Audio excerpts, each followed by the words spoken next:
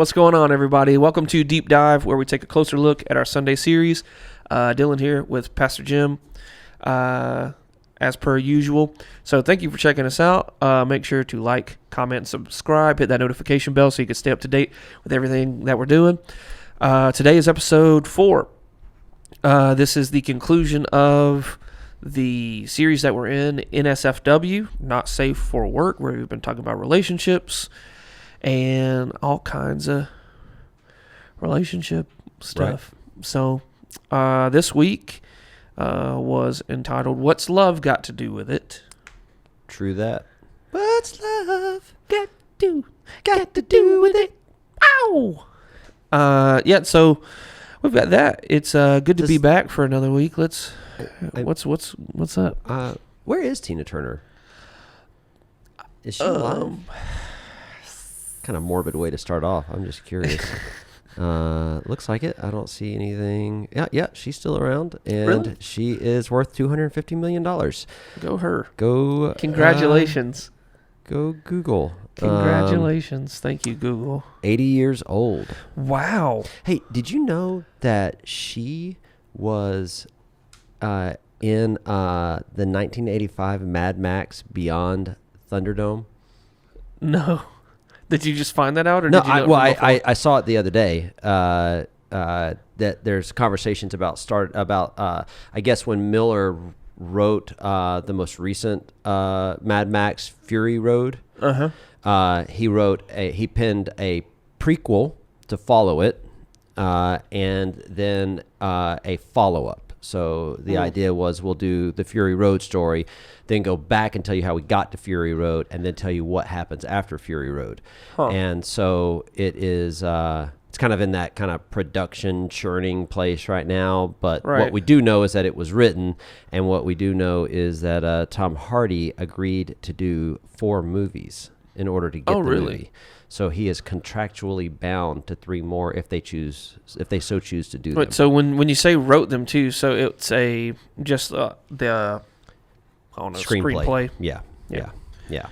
So because I would think that we would know if there was some kind of comic or like novelization or something like that. No, they were just written. But Tina Turner was in the Beyond Thunderdome. Really? She also did not attend Ike Turner's funeral.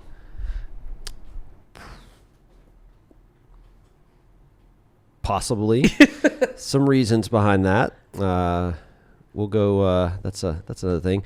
But, I mean, I didn't follow that theme of choosing songs the whole time. But the last 2 weeks, it just kind of works out. It just kind of worked out. And I'm into it. The Tina Turner one has some nostalgia for me. I was 5 when the song came out, so I remember probably like being 6 or 7, riding along with mom and dad driving, and Birmingham, Alabama, and Magic 96 was the radio station. Magic 96.5, that was their little thing. And we would listen to Magic 96, and they would play songs like that. And I was trying to explain to Ezra and Zoe the other day about that time period. Like, you had a song you liked, but and you kind of just had to wait. You just had to wait for it to kind of play, and you had some hits then that. I mean, at that point, would they have had? I guess there's no way. Yeah, cassette tapes. Well, I was gonna say to really do. So I remember you could call in. I mean, this would have been the time, like with cell phone, like especially when it was like the next 2 hours it's all requests, and it's like this comes out. It's like I want to hear this song, play this song by Keith Urban. Play Boom Bop by Hanson. Yeah. Okay, now you guys are leaving the 80s real quick right here. No, but I had a boom box, and I would call in and request a song, and then I would sit there, and every time a song ended, I'd start recording. And when the next song started, it wouldn't be it. I'd hit stop, rewind, and re-cue. And then eventually when they would play my song, I would have a copy of the song on audio cassette so I could listen to it over and over. Now, in the 90s, I did that with Bullet with Butterfly Wings by Smashing Pumpkins.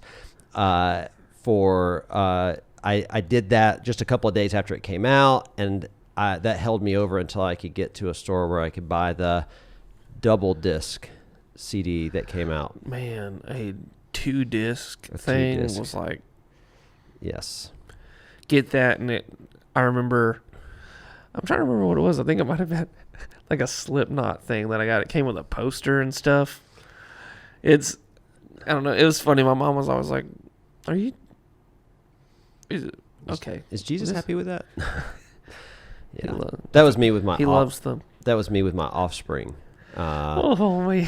I got the Offspring T-shirt that came with a CD. And those were the days. Though, and I wore that T-shirt, and it was like the X-ray one that had like an X-ray of like a skull, like a skeleton on it. And music that is really interestingly odd. Like I would sing this stuff, and I didn't understand what I was singing, and I would defend it. This is good, Mom. Get off my back. This stuff is great. And now it's like I'm listening to Self-Esteem one day, and I'm like, this is terrible. Like, it says,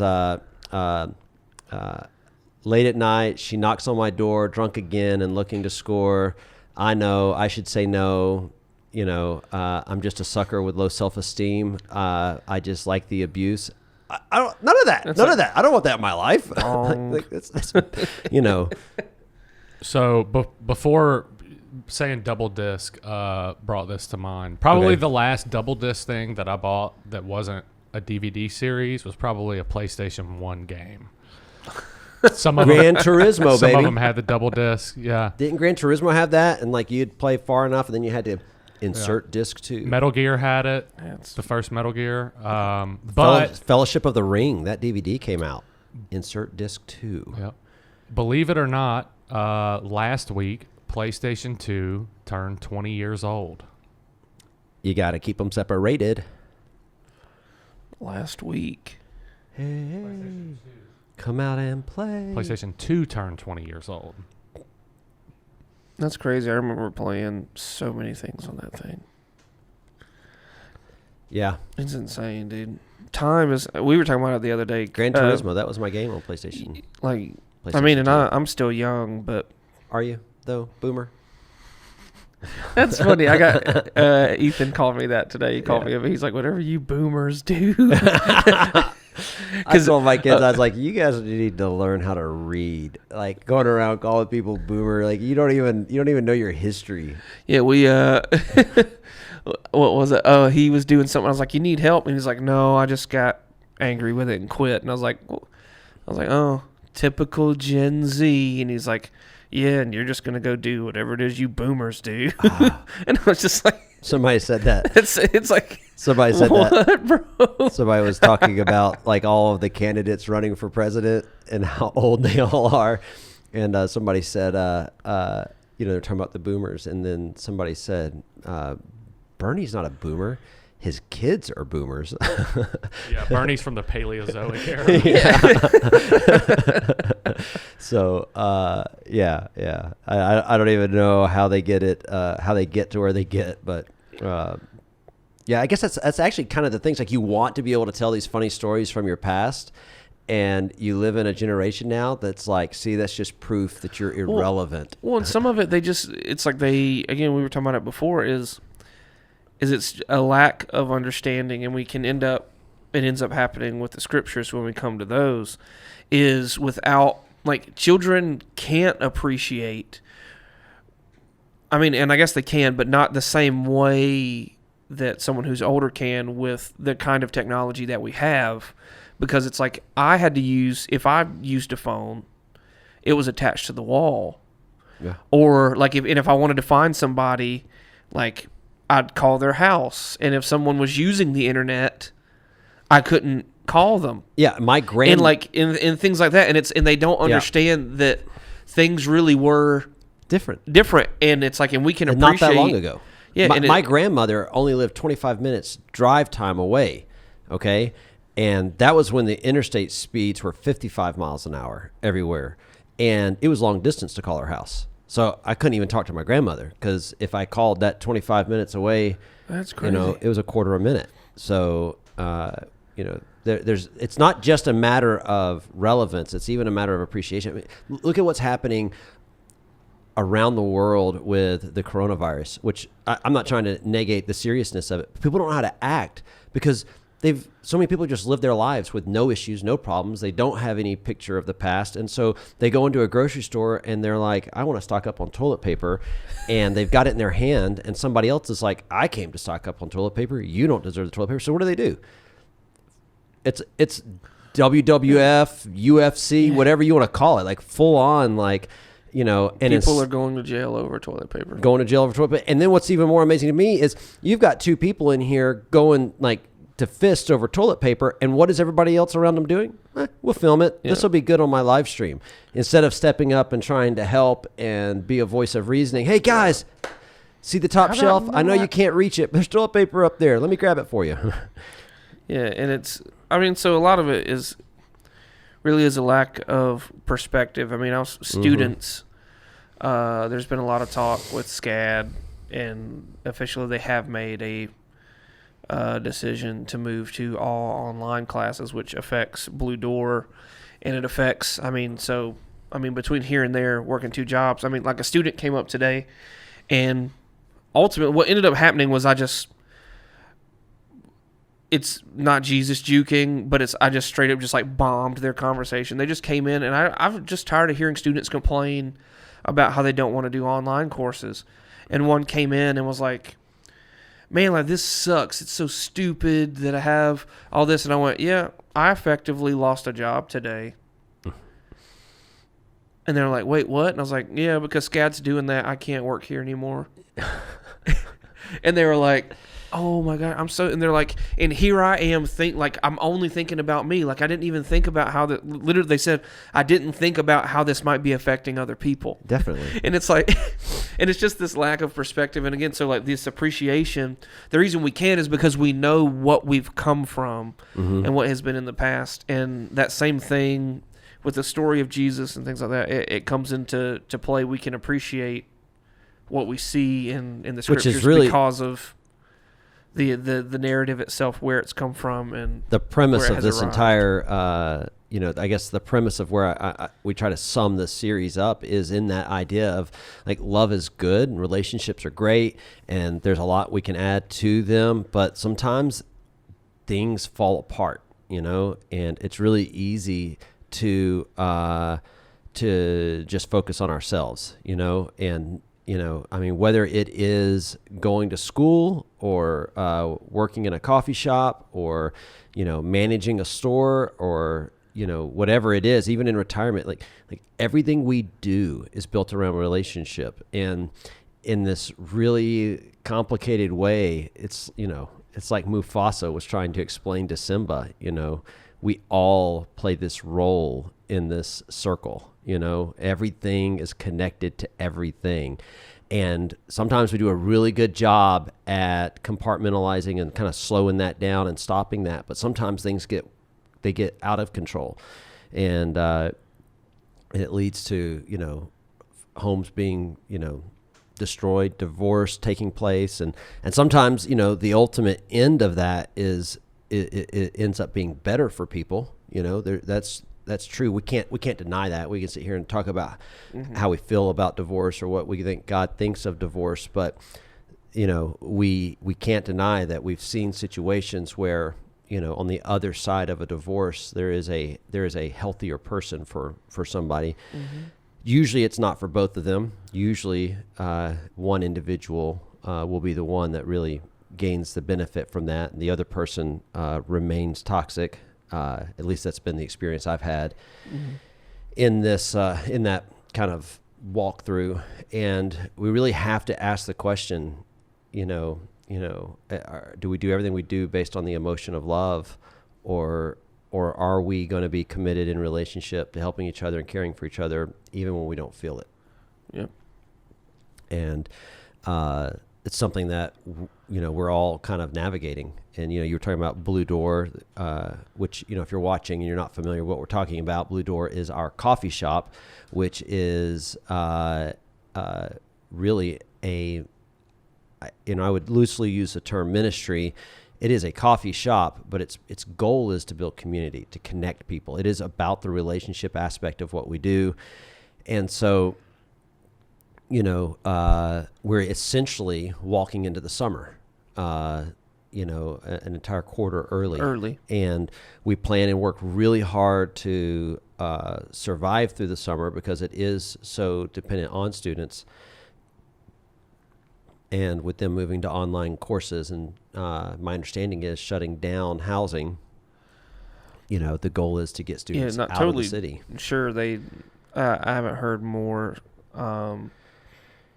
Well, I think in a little while, because the language around we're giving people last I heard a was it was second still, week to open. To a second week. They're going to extend spring break a week so that people can make travel arrangements, which I think most people are saying. I think that indicates that the expectation is that they figure out how to get to being somebody else's responsibility, than being in a dorm situation where if there's an outbreak now, school's got to bear that. But we don't know that for sure. But knowing that those things are happening and the impact that's coming and walking in healthy relationship means that, I've already been making phone calls this morning around how we're going to navigate that, because, people like yourself and others that work there will be impacted, as well as the staff here at the church will be impacted. It really is very synonymous in its impact. Even people who would call City Church home, that might not be connected through staff or the coffee shop, if their workplaces are impacted, that impacts giving, all those things. Yeah. And so what do? Do we just give up on each other and start throwing rocks and heaving insults? No, I was yeah. Okay, Quinn. No, I was I was even speaking with Kenneth earlier. I think the main thing, because even in the midst of all this, I've got between that and some health stuff with my family. I have things going on to be worried about, but it really is always fascinating to me about how the peace of God really does just kind of make it easier. Because it hit me today. I was going through some stuff, just all of a sudden, sometimes it takes things a little longer to be real, but every student, basically just one after another, having a student come in and be like, we're going to online classes. Have you heard the news? Have you heard the news? Starting at basically 9 o'clock until morning, 3 p.m., every single student that came in just about. With the best of intentions. Oh, yeah. And because they care about us. They know, they're like, I'm not going to be able to come in here. And it's there, but just hearing it over and over and over and over, just all of a sudden, it was like water on a rock. And at one point, I finally just even just earlier, I cracked. Yeah. And was I can't think about this anymore. And then and I just gave it a little bit, and really was just in that moment, I think I was comforted by the Spirit of God. And I just was overwhelmed with the fact that I'm going to be okay. And I'm going to do whatever it is that I can to make sure that anybody else who needs it gets taken care of. I just feel people will, God's going to take care of me. I believe it. That's not me. I'm not trying to declare a thing, and I'm not against people doing that or whatever. But I just believe that God will take care of me. And I believe that people that are in my life are going to help take care of me. Right. And anybody who's in my life that needs that kind of help, I know that I would do that for them. So I'm just banking on, if the worst case scenario hits and it's and there's that and all these things even if I'll be okay. Sure. And it took, I don't know, today was rough, man. Yeah. It was a tough day. I was having that conversation with Kenneth, and who manages Blue Door. And the thing, I was telling him is so you have layers of this too. It's like Shrek said, it's like an onion. And some people are going to be navigating themselves. Kenneth has 3 little ones at home. Yeah. So, he's got himself and 3 under 5, right? Did Nora just turn 5? I think Nora just turned 5. Just turned 5. So, he's got 3 under 6 then. And, we have no reason to think that there's some huge threat for impact on their home. But, if both of them get sick and they're in a lot of the same position that my family's in, we don't have grandparents living here with us in Savannah. We don't have people that can step in and help if we're both sick. And then at my house, I've got 4. I've got one that turns 18 Saturday. But I've got one with chronic lung disease, and a virus like this for him could mean hospitalization or worse. And so, there are layers to what everybody's going to feel through this. Our text, Exodus 34, really gives us a perspective of how God navigates love, and that it's more than just like this like carefree approach, that sometimes love is making tough decisions. And verse 5 says, the Lord descended in the cloud and stood with him there and proclaimed the name of the Lord. Verse 6, the Lord passed before him and proclaimed, the Lord, a God merciful and gracious, slow to anger, and abounding in steadfast love and faithfulness, keeping steadfast love for thousands, forgiving iniquity and transgression and sin, but who will by no means clear the guilty, visiting the iniquity of the fathers on the children and the children's children to the third and the fourth generation. So we get a perspective here of, that we've been using this language, God is love, but love is not God. And love sometimes is, how we help navigate one another's problems. But love is also where we are able to speak into each other's lives and begin to say, hey, like, this is probably not a good idea. This might not be healthy. And especially within the church community, there's a burden that sets among us as brothers and sisters when there's sin, to be able to say, hey, the manner in which you're operating isn't healthy. And then let's get to the bottom of that. And that's the expectation that God has.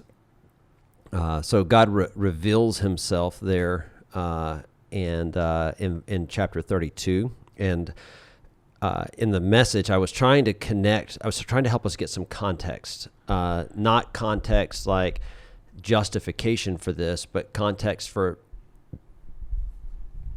what the conversation was, right? You ever have a conversation you don't finish and you just have to come back to? In life, that's a lot of what's happening here.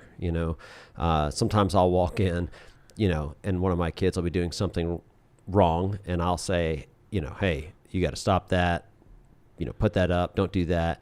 But I'm also having to navigate other things. And so, later that night I'll go, hey, come in here for a moment. Let's talk about what was happening earlier. And I think we forget when we read scripture, because a lot of times we just kind of pick and choose scriptures that we like, but we forget that conversations a lot of times that God has with his children are multi-phased. And that's what's happening right here. God revealed himself. He tells them not to, that he's not like other gods, so don't treat him like they've treated other gods. And he has invited them to come and be on the mountain with him, and they're afraid. You've lived your entire life worshiping gods that don't actually show up, that don't actually do anything. And now here is, Yahweh, and he's manifested as this storm on a mountain, and he wants to connect with us, and they're afraid. And so Moses is up there, and the scripture says that for 40 days, he's up there meeting with God. God's giving instruction, and children of Israel think, well, Moses is never coming back. We've upset God. We need to do something. And they go to Aaron, and they say, Aaron, we need something to worship. And so Aaron is Moses's half-brother, step-brother. I forget what the breakdown on that is. I've heard different versions, but Aaron's related. He's very close, inner circle, and he gives in and says, bring me your best gold, and we'll do this thing. And so they melt down the gold. They make this golden calf, and that becomes the idol in which they will turn to.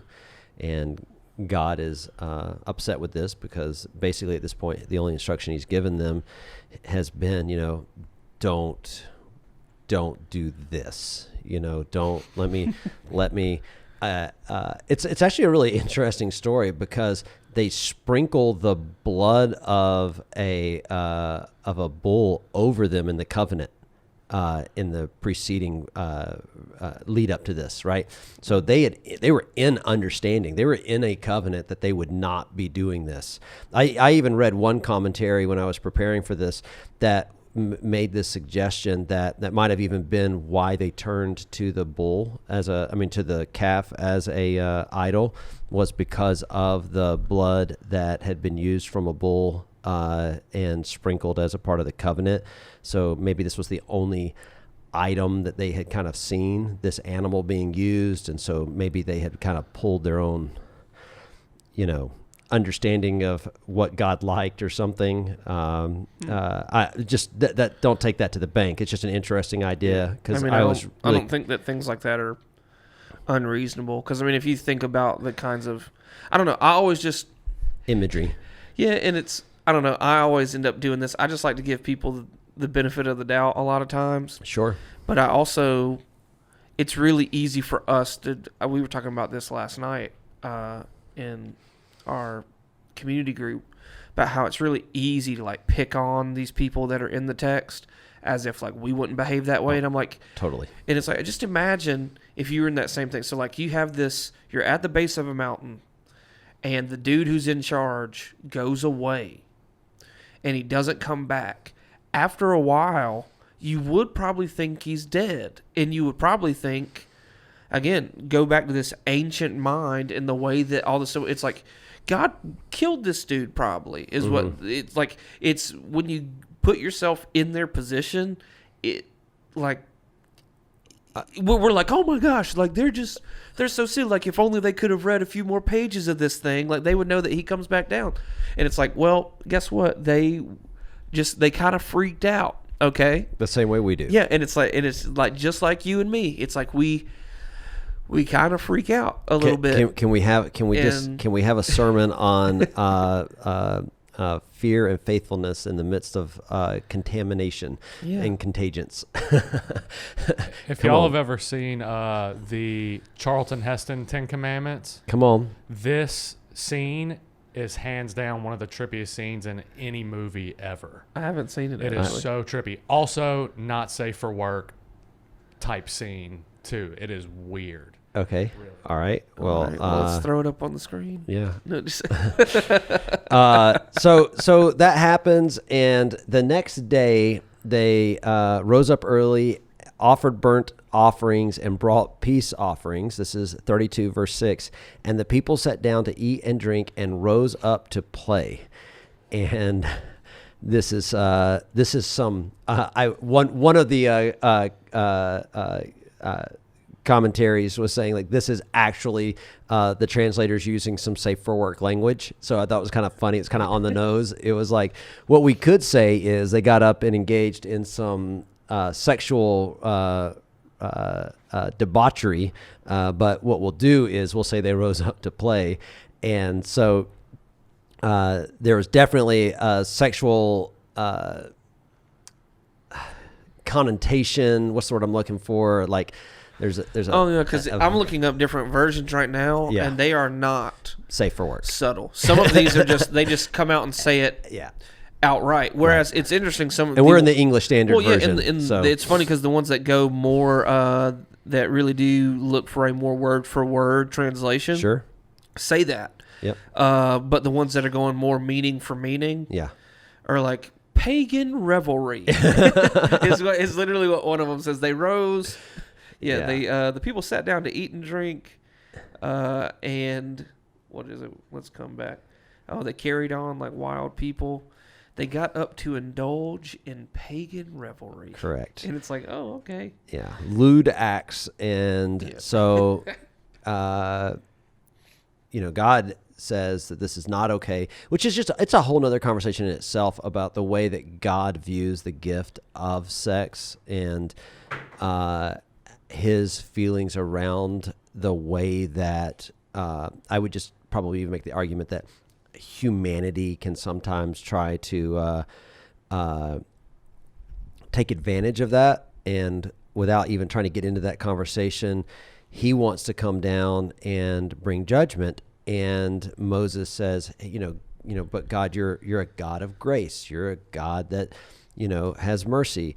And so he ends up taking the lives of, and not God, but Moses comes down and says, look, those that got up and were engaged in the pagan revelry portion of this, there are consequences for it. And it goes and takes their lives, and everybody lost their gold. The calf was ground down and disposed of, and it didn't get to carry its they didn't even get the monetary value of it back as part of the consequence. So a lot of times we'll use a generation marker as 40 years. It's pretty standard. So really?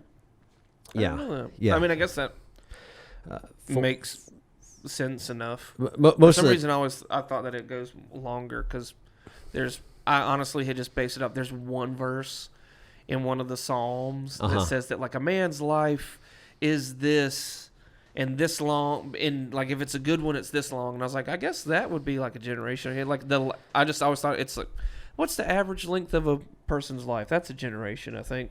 It's kind of how I always thought about it, but I didn't know that it actually had like a, which does make more sense because we would only have maybe 2 generations of people alive right now, and that's also not the case. We have several generations of people alive. Yeah, and they some of that staggers, right, and it has to do with culture and the way that we break it down. But if you think about it as a 40-year period, you're looking at this text where the Lord proclaims and says, that he's visiting the iniquity of the fathers on the children and the children's children to the 3rd and the 4th generation.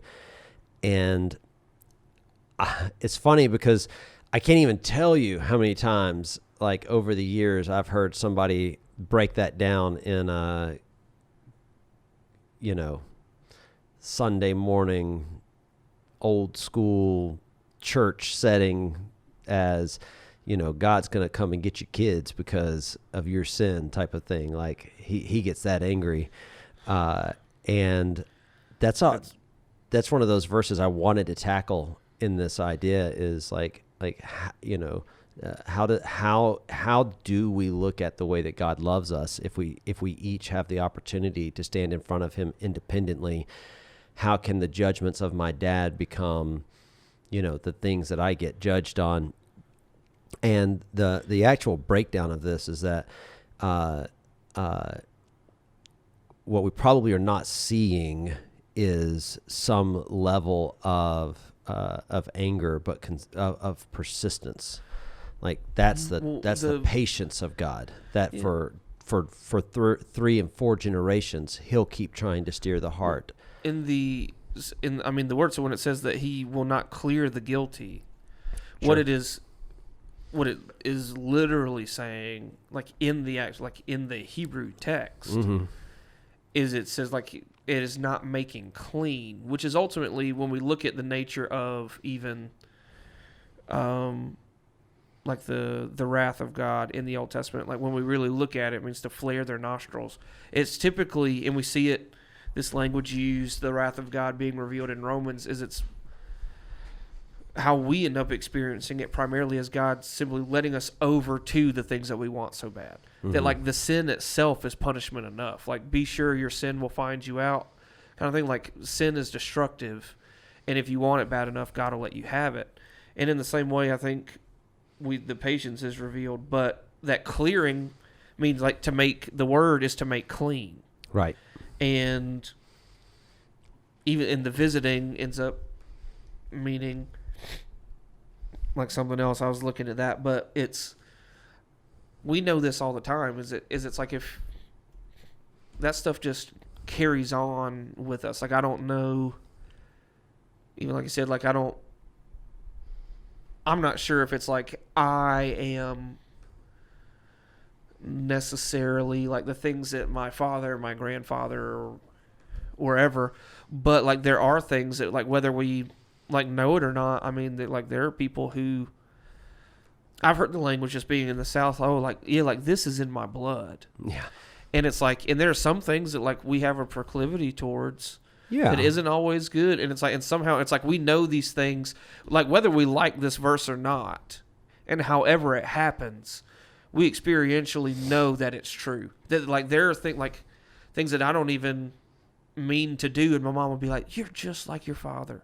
Right. And I'm like, I'm not even thinking about doing that. But that thing, like these things, like this attitude or this way of acting or whatever it is, like comes and visits me and will likely, like one day, I'd like to have kids, and it'll likely visit them. And this is where we even get generational curses and right. So those things and stuff. But some of the other verses that kind of I brought in that I think are worth kind of bringing some balance into the conversation. Ezekiel 18:20, the soul whose sin shall die, the son shall not suffer for the iniquity of the father, nor the father suffer for the iniquity of the son. The righteousness of the righteous shall be upon himself, and the wickedness of the wicked shall be upon himself. And then Deuteronomy 24:16, fathers shall not be put to death because of their children, nor shall children be put to death because of their fathers. Each one shall be put to death for his own sin. So, God clearly understands that he'll keep chasing a sin down because it's gonna we're gonna have a proclivity to it, and he's not gonna put up with it just because our parents. We got it from our parents, Mm-hmm. But at the end of the day, I'm also not going to have to stand and be held in judgment of death because of my parents. I'm going to be held in judgment of death because of myself. And I've experienced this in my own life in a lot of ways, like you were just sharing, and trying to help make sure, like I'm really conscious of it as a parent.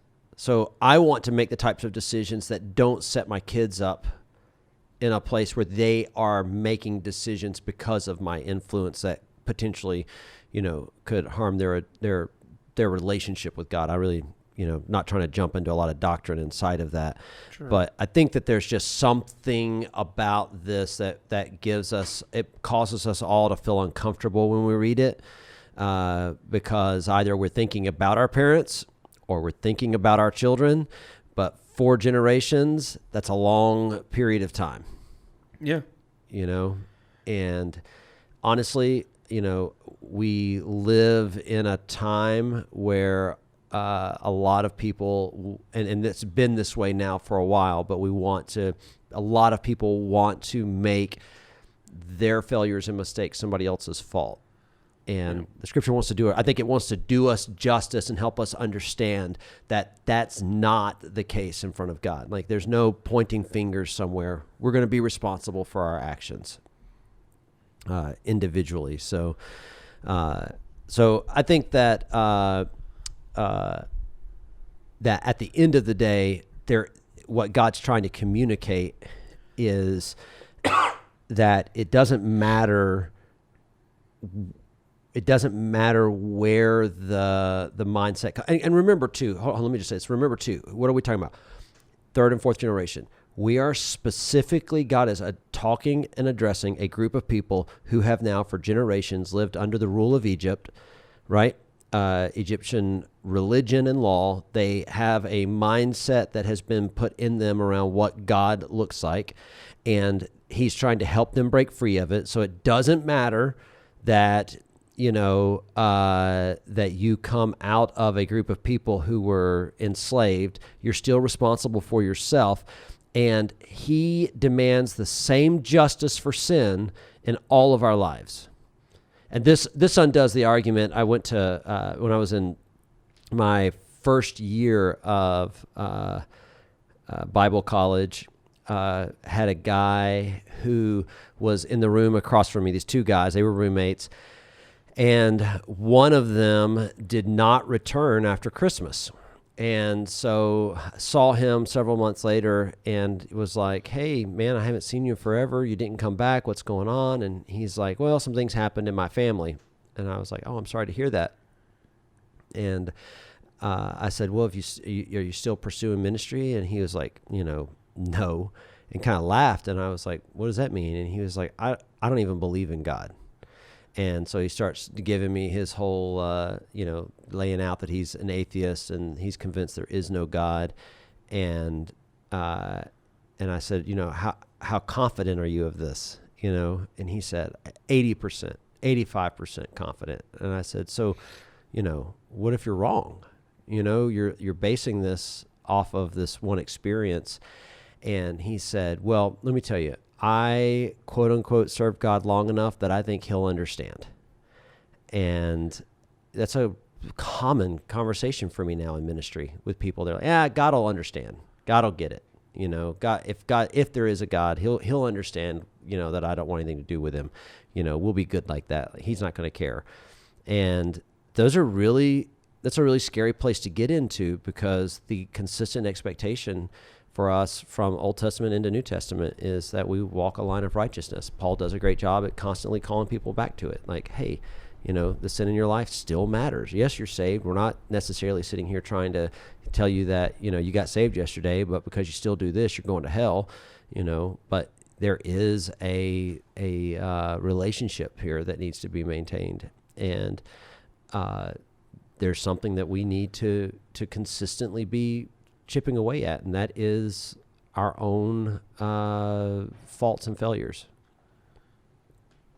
The areas that we aren't necessarily finding strength in. We're to be conformed into a Christ-like image. We talk all the time about being image bearers, right? And and that's the call.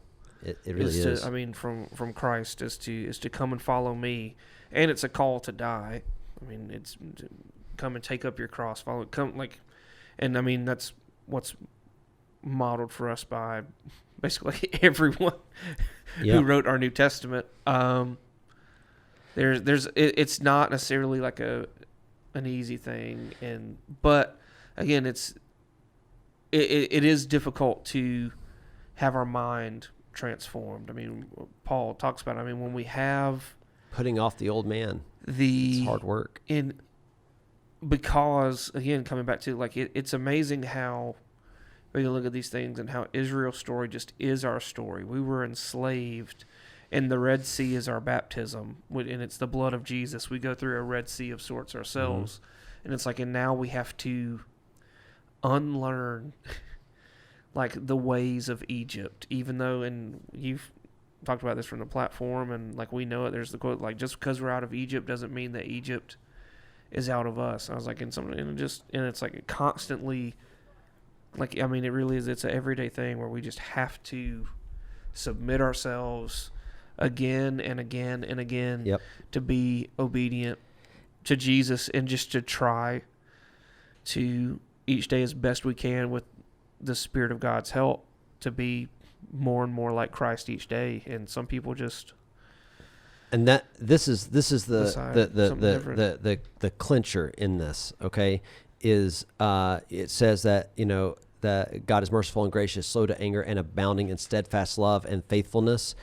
And this is where I even pulled the title for this from, and why I think this is applicable to even what we're going through in our own nation right now and around the world. This word for love is the word chesed in the Hebrew, and we use love as an expression of emotion, right? So when I say I love you, I am telling you I have a feeling right now that I like, and I'm attributing it to you. Does that make sense? Mm-hmm. But that is actually not the way that the word is used here. Instead, it is this Hebrew word is a word of covenant. And so the idea is you ask a married couple, do you always love each other, right? In Western understanding, no, you don't always have that feeling of joy, right? But you are in covenant with one another. And so what he says here is not that I'm just always happy that you're mine, right? I'm always feeling so great about you. That's not it. It's that I'm always in covenant with you. I'm always consistently in this place where you are mine, I am yours, right? And I think that the children of God that being the children of God that we are called to be and that we need to be, we have to keep that in mind when we're navigating difficult situations, whether it is a relationship that's just one-on-one. We have to remember that there's a level of covenant that we're in with God for the way that we're going to act, the way that we're going to live, the way we're going to treat each other. We have secondary covenants to our relationship with God when we talk about marriage, right? But even living in a society among people who are not believers or not walking right with God, how do I show love to them? Is that how I do it? Do I do it through the way I feel? And I'm like, oh my gosh, I just love everything you say all the time. I can't think of anybody that I experience in life that I could put that label on, that I'm like, man, everything they say is so good. Maybe a social media caricature, because all I get is the closest thing. I mean, like, you could do that with someone that you don't really interact with too much. You just get their little snippets. Like when it's in doses, like the people that you just get in doses, and and not that you have to take in doses, but just the people that you just get that way. I mean, you can do that, but I mean, it happens with. I remember even just in school having roommates, like these dudes that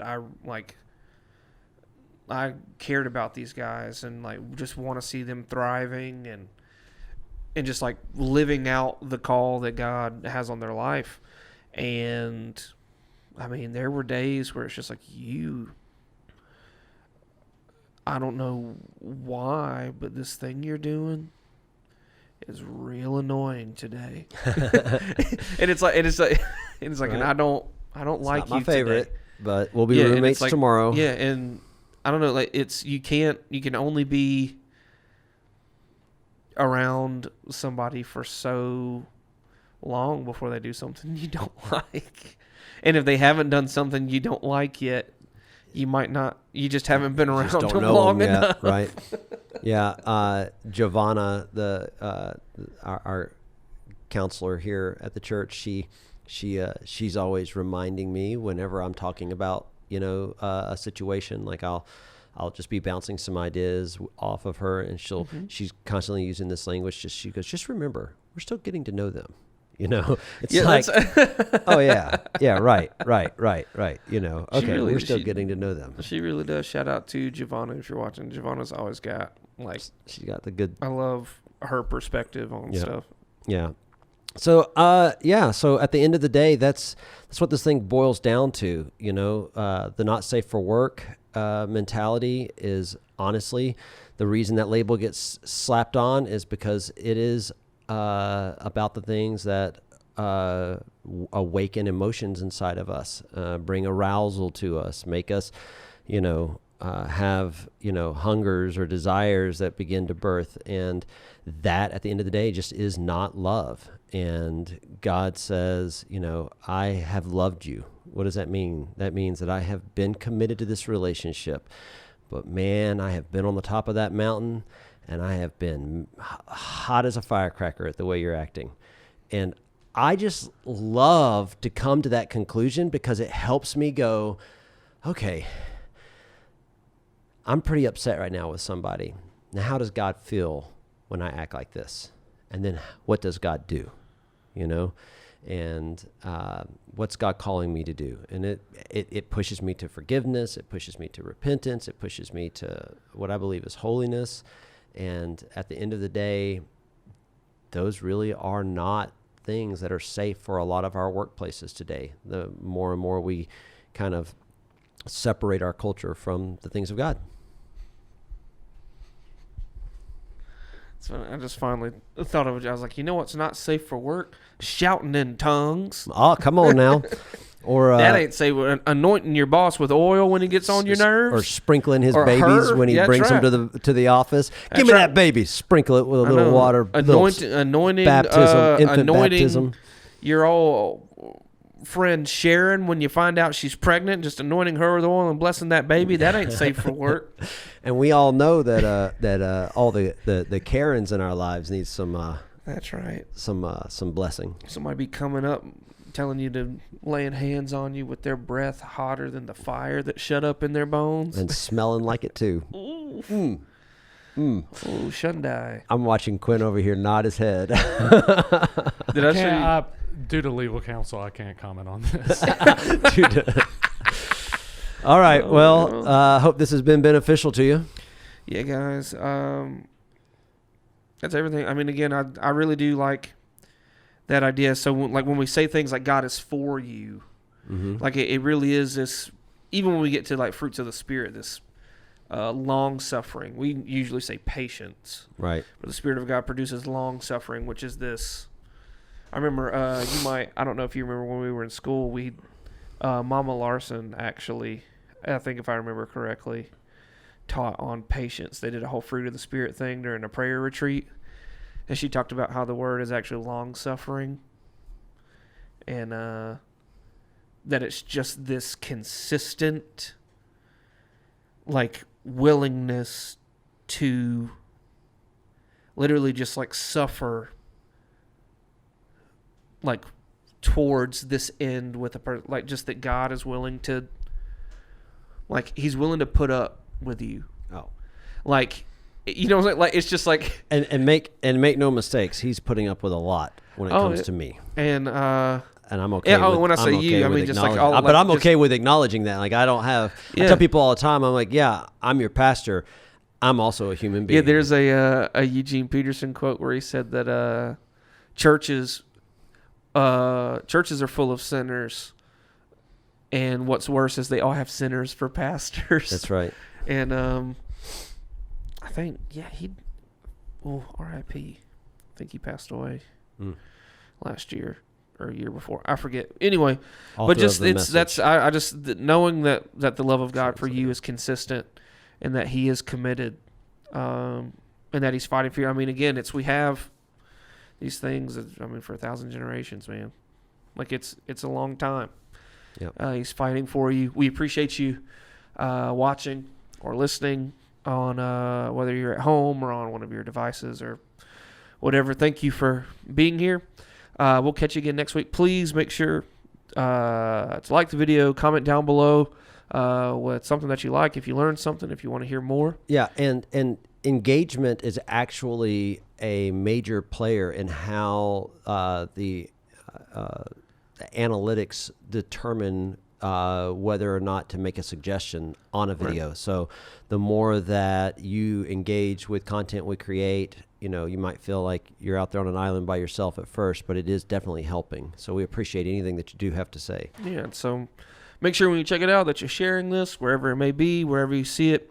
And make sure to subscribe and hit that little notification bell so that you can stay up to date whenever we put out another episode or whenever everything hits the internet. So, again, thank you for being here so much. We love you. We'll see you next time. Go change your world. What's love got to do with it? Who needs a heart when a heart can be broken? Not me.